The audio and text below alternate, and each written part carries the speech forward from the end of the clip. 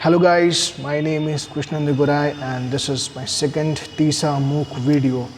So in this video I will tell you more about myself and obviously the important tools that I use for overcoming my stammering. So there are 4 tools. The first one is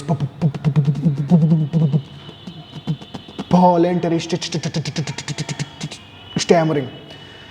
So obviously it is voluntary stammering. It means that you have to stammer as much as you want, knowingly. This technique helps you to overcome the fear of stammering in front of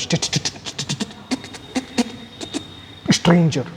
So like this, you have to stammer knowingly. The second technique is bouncing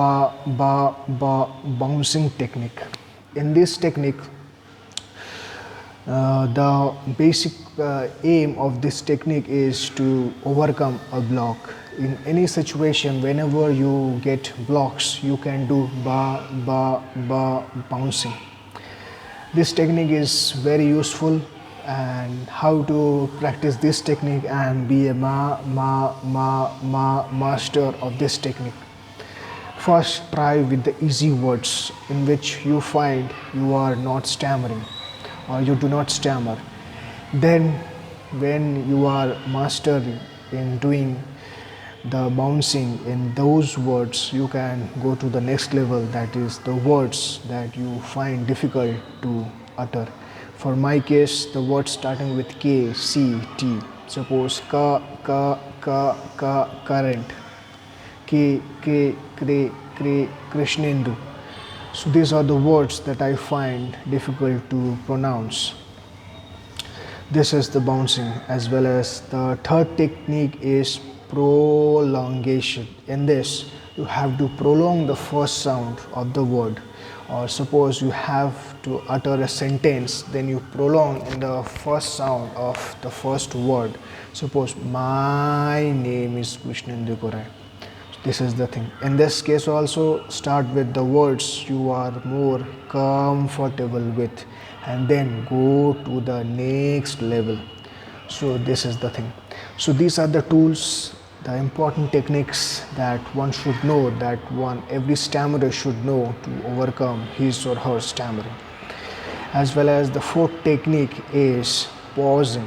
In this technique, you have to pause for 1 second to 2 seconds, or you can take more time on every word. Suppose, hello guys, this is my second Tisa Mooc video. With this technique, you can just feel the soft touch of your tongue in your mouth so that your speed is controlled and you are more focused on your speech than just thinking that you will stammer. So these are the basic tools that one should know. And the second thing, if I have to tell more about myself, then yes, stammering has been a part of my life since my childhood. So from the childhood, I hated myself as well as my speech. But somehow, after some experiences in my life, I found it has great value in my life, because I find that I am able to explore myself due to my stammering. I also am able to find my strong views, my strong points about myself due to my stammering, because if I was a non-PWS, I wouldn't have thought to improve my speech to be a good public speaker. Yes, I have a hobby of public speaking and I have given speeches in many platforms. No matter you stammer. Yes, I stammer. When I give public speeches, I stammer. So what is the problem? The basic aim of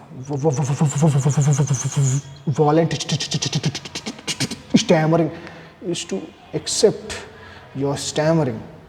That type of voluntary stammering you should practice, because the ultimate your goal should be this stammering shouldn't control yourself, but you should be able, or you should be master of the techniques that you can control your stammer, and that is possible, believe me guys, because that's my experience. And in every online session that I host, I try to say that thing only, that voluntary stammering is the most wonderful way to accept your stammering.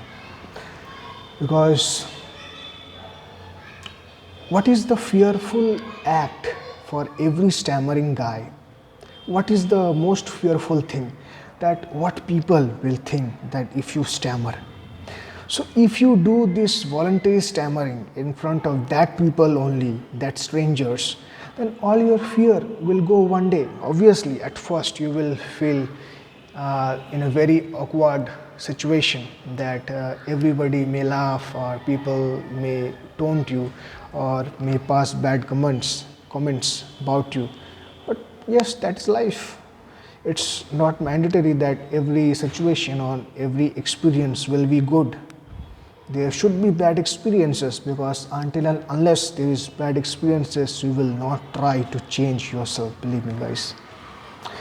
And yes, people are meant for saying many things, and there will be a situation when nobody will support you.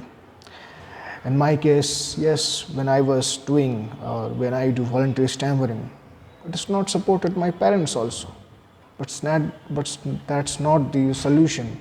That since you're okay, if your parents are not supporting, don't do voluntary stammering in front of them.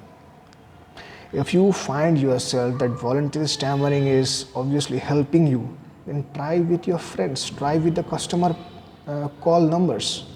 Because I remember whenever I try to practice or be master of any technique, start with the customer call numbers, because they are bound to hear you. If you voluntarily stammer or do bouncing or prolongation, that is the best way to do that techniques.